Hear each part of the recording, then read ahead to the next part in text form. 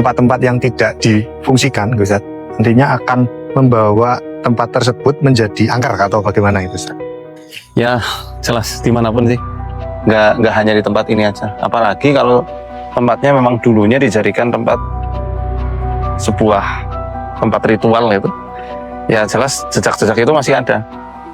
Mereka-mereka yang dulunya seneng ya dari kalangan ifrit, mereka berinteraksi dengan manusia, kemudian sekarang udah nggak ada lagi. Ya tentu mereka udah nggak di sini lagi.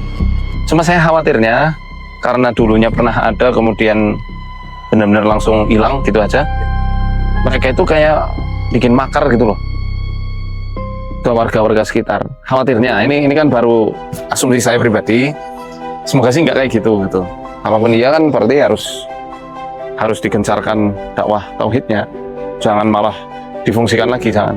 Ustadz Muhammad Faizar lakukan ruqyah dan doa bersama di rumah mewah milik Ruben Onsu yang kini telah kosong setelah sebelumnya ditempati Sarwenda yang kini pindah ke rumah barunya. Suasana rumah megah di kawasan Cipete, Jakarta Selatan itu tampak sunyi dan gelap gulita. Bangunan yang dulu dipenuhi aktivitas keluarga kini seolah menyisakan kesunyian yang memunculkan berbagai spekulasi. Nuansa hening yang menyelimuti rumah tersebut pun memantik beragam cerita bernuansa mistis di tengah publik. Sebagai bentuk ikhtiar, Ruben disebut menggelar pengajian sekaligus ruqyah untuk mendoakan dan membersihkan rumah tersebut. Prosesi itu dipimpin oleh Ustadz Muhammad Faizar dengan harapan agar rumah tetap dipenuhi keberkahan dan tidak menjadi tempat yang dikaitkan dengan hal-hal yang bersifat negatif. Datangi rumah kediaman dari Sarwenda dan bisa dilihat tepat di belakang saya sudah terlihat sepi, tidak ada security yang menjaga. Tetapi kalau kita lihat di dalam ada beberapa mobil yang parkir. Tapi kalau malam apa ya kita juga nggak tahu ya, namanya kita kan malam udah tutup juga. Jadi kalau misalnya kayak siang-siang ibu nggak ada kayak nggak ada aktivitas apa-apa. Selalu sepi. Namun benarkah rumah mewah itu kini terlihat menyeramkan seperti yang ramai diperbincangkan? Ataukah kesan horor itu hanya muncul karena kondisi yang kosong dan minim aktivitas? Hayya 'alal falah. Allahu akbar. Allahu akbar. Ar-Rahmanir-Rahim. Qul a'udzu birabbil falaq. من شر ما خلق ومن شر غاسق إذا وقب ومن شر النفاثات في العقد ومن شر حاسد إذا حسد. Si Ratu sudah pindah dan bagaimana junjungannya? Oh, ini sudah. Nah, ini bagus ya nih. Junjungan. Dia sudah pindah dan bagaimana junjungannya? Junjungannya seperti saran. Wow. Lemah tak berdaya. Oh, jadi kenapa udah mulai pindah? Masih ingat dengan penerawangan saya kemarin yang saya obrak-abrik tempatnya? Oh, sudah merasa terganggu, sudah merasa terusik, sudah bisa ada orang yang bisa masuk di sana untuk mengobrak-abriknya. Kamar rahasia. Jadi sudah tidak nyaman lagi nih. Oh, junjungannya sudah tidak nyaman lagi. Ya, sudah nggak steril tempat itu. Oh wow, nggak steril nih. Ya, saran.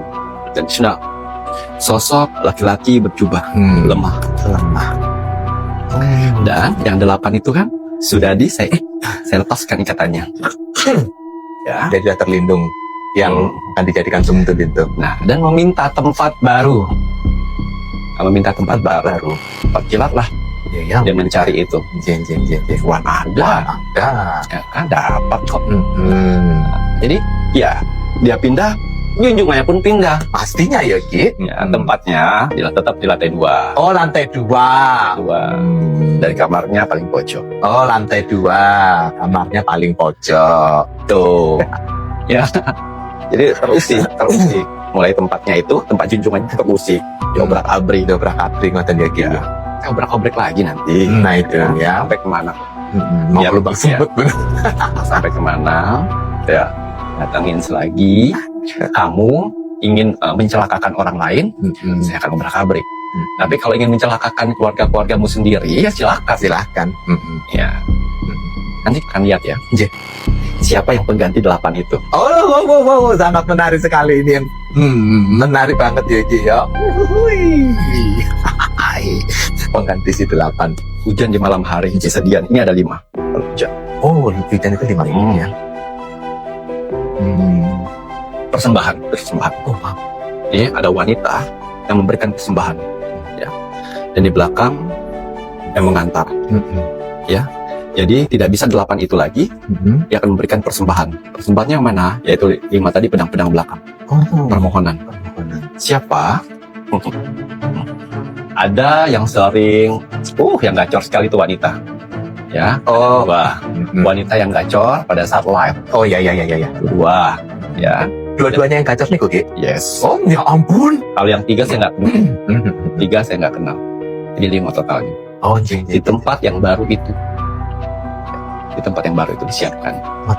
Yang 3 saya nggak kenal, tapi yang 2 yang gacor itu. Yang gacor, ya pasti yang gacor kan yang live kemarin kalian ngerti itu reservasi itu ya, nggak usah sebut ini Ki ya. Nggak kenal, tapi biarin mereka juga dapat itunya kok, mangan menikmati. Yo wes yo, silahkan ya Ki yo. Di sisi lain, kabar mengenai rencana penjualan rumah tersebut juga terus menjadi perbincangan. Benarkah Ruben Onsu akan melepas rumah yang telah menguras begitu banyak uangnya demi keinginan Sarwenda? Ada truk yang bawa barang-barang, nyicil lah mungkin ya sebagian. Saya juga belum pernah masuk ke dalam saat ini barang-barangnya sudah dibawa semua atau baru sebagian gitu. Tapi ada informasi ada barang-barangnya yang dibawa pakai kendaraan gitu. Bismillah menjawab tentang kenapa di dalam pesugihan itu ada tumbal. Apakah setan menyukai daging manusia dan meminum darahnya? Pertanyaan-pertanyaan ini menarik untuk kita kaji dengan seksama, tentu berdasarkan sumber yang valid yang menjadi rujukan utama di dalam kitab berakidah, yaitu Al-Quran dan Al-Hadis. Di dalam Al-Quran dan di dalam hadis yang sahih tidak disebutkan secara literal bahwa setan itu menyukai daging manusia dan meminum darahnya. Tidak ada. Akan tetapi kita perlu melihat apa yang Allah rekam di dalam Al-Quran tentang sumpah serapannya iblis di hari pertama kali dia diusir dari surga. Di banyak ayat dia sudah bersumpah di hadapan Allah akan mengobarkan dendamnya untuk anak cucu Adam. Dengan cara apa? Dengan cara menyesatkan mereka sebanyak-banyaknya. Maka tumbal ini bukan untuk makanan setan, akan tetapi untuk menguji seberapa besar loyalitas manusia kepada setan yang mereka mintai pertolongan. Ini adalah wujud istimta sebagaimana yang Allah firmankan dalam surat An'am ayat 128. Wa yawma yahsyuruhum jami'an ya ma'syaral jinni qad istaktsartum minal ins wa qala awliya'uhum minal insi rabbana istamta'a ba'duna bi ba'dhin wa balaghna ajalana alladhi ajjalta lana qala an-naru mathwaakum khalidina fiha illa masyaallah.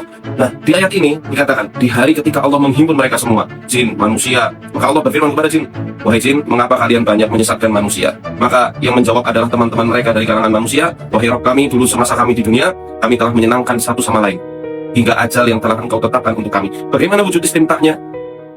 Bagaimana wujud saling menyenangkannya? Pertama, manusia mengikuti seluruh perintah-perintah jin, seluruh perintah-perintah setan. Ketika ucapan setan itu didengar oleh manusia dan dikerjakan, itu setan bangganya bukan main. Dia senang bukan main.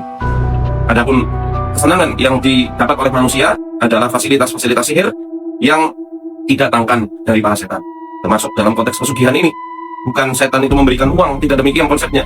Akan tetapi mereka menyihir mata-mata manusia yang ada di sekitarnya untuk terpana melihat orang tersebut sehingga percaya untuk bisnis, dipercaya untuk menjadi orang kepercayaan di dalam perusahaannya, dipercaya untuk endorse ini endorse itu, kemudian kontraknya di mana-mana, melejit karirnya, tinggi jabatannya. Seperti itu sebenarnya ya, konsep pesugihan itu. Bukan setan memberikan uang, tidak. Duit dari mana? Ya, dan juga bukan dengan sihir pakai daun, bukan seperti itu. Walaupun ada juga sebagian pesugihan itu yang dengan cara mencuri uang-uang orang-orang yang ada di sekitarnya, itu pakai jin yang disebut oleh masyarakat kita dengan tuyul. Lalu bagaimana dengan tumbal yang diklaim katanya itu harus mempersembahkan nyawa orang yang tersayang? Nanti Al-Quran tentang hal ini juga sudah disebutkan.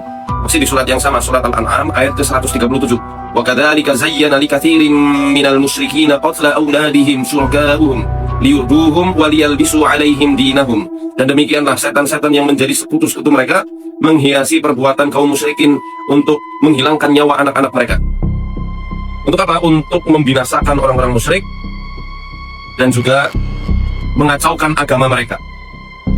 Dan di dalam tafsir Ibnu Katsir, orang-orang yang menghilangkan nyawa anak-anaknya itu dilakukan karena takut miskin.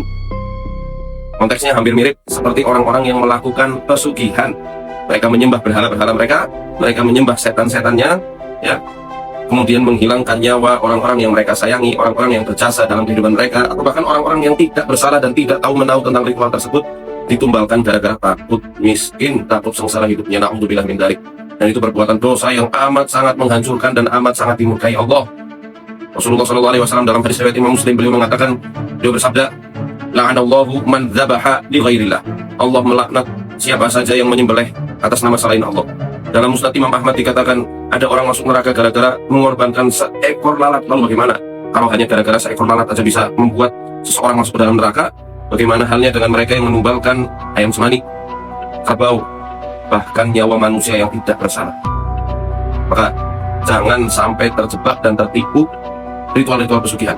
Karena pada hakikatnya ritual tersebut tidak akan membuat Anda mulia, tapi justru malah membuat Anda sengsara di dunia dan di akhirat. Asyhadu an la ilaha illallah wa assalamualaikum warahmatullahi wabarakatuh.